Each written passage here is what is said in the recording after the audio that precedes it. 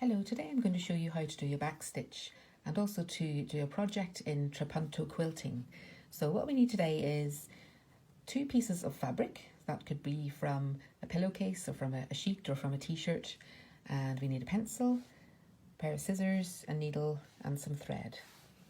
Now to start off with then, for the back stitch, we just put a knot at the end of our thread again, and then we bring that up from the back of the material.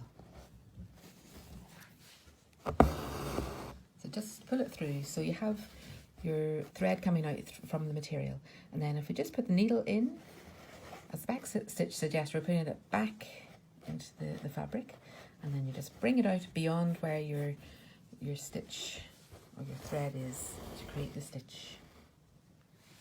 And then the next stitch will go into the previous stitch or just right beside it. Again, bring your needle out just the length you want the stitch to be.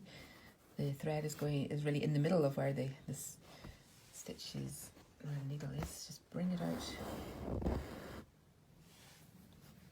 So every time you're just going backwards into the previous stitch and bring your needle up and through. So it just comes through and creates a lovely continuous line, a nice continuous stitch.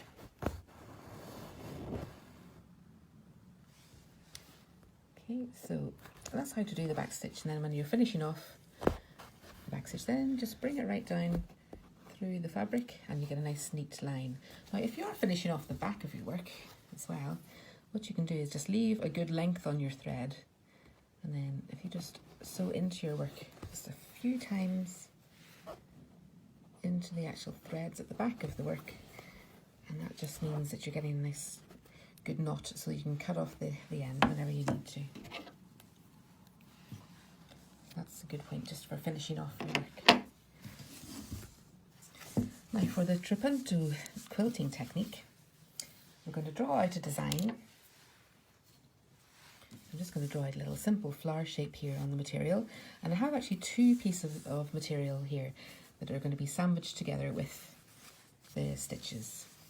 Okay, so I'm just going to draw whatever you want. You can do little circles, or I'm going to draw a flower shape here. You can draw wavy lines. You could maybe even download something from the internet and you could trace the design if you want, if you're not too confident with drawing freehand. Just keep it quite simple just to start with. And the pencil marks are just to give you a guideline for whenever you're doing your sewing. So I've got little pencil marks drawn out. So I'm just putting a knot in the thread.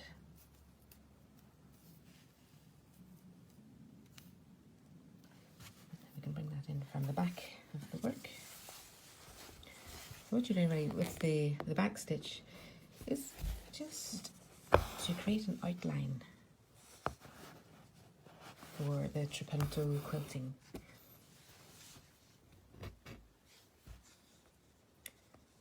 So just going in and out, just right the way around, just following the lines as you're going along.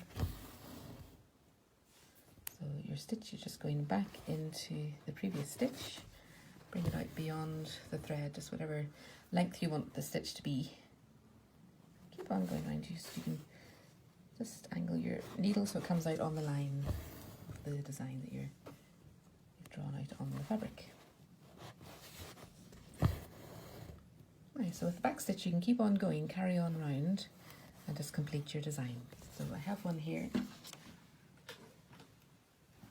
which was completed before, so it's a little flower shape again, but you can see the Trapunto quilting effect. What we're doing here is we're going to have some of the areas are going to be padded. So the secret to that is then you've sandwiched the 2 bits together. If you turn it around to the back, this is a little bit fiddly, but we'll have a go anyway. So what we're going to do is we're going to slice open one of the layers of fabric, and then we're going to stuff it with just a little bit of either cotton wool, or if you have an old pillow, some of the stuffing is quite good to use, so this sort of fluffy stuffing can be used. Okay, Okay, now this is the tricky part. What I'm going to do is try to cut through just one of the layers of fabric. So I'm just going to try to separate it out. If you can just get a little crease, a little nick in the fabric. So you can fit your scissors in and just cut down. I'll just give you a little hole in the fabric here. So then we'll just get a small piece of the fluffy stuffing. And then we can just push it in. Now you may need, maybe your scissors would be good to push it in with.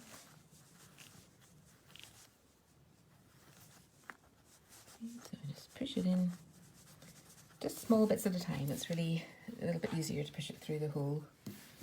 And then push another little bit in, try to push it in different directions.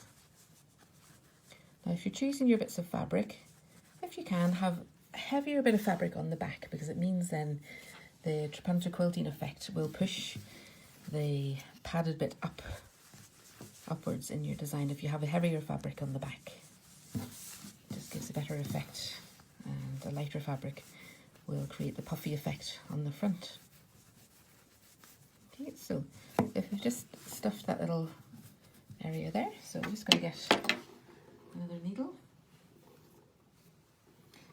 Now I've used a light pink here for the design and for the back as well, but sometimes it's nice to even do the Trapunto technique just using the same colour of thread that you have with the material, so white or cream, sometimes quite a nice effect.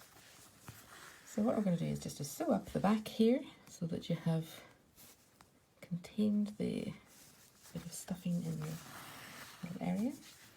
So you're just sewing it up.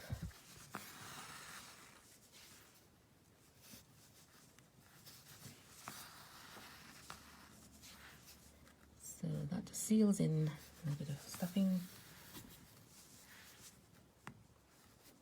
And because it's the back of your work, you can just go over it a few times. Just go in through the material and just for the last little bit, just go in a couple of times in through your stitches at the back, and that make sure it's nice and secure.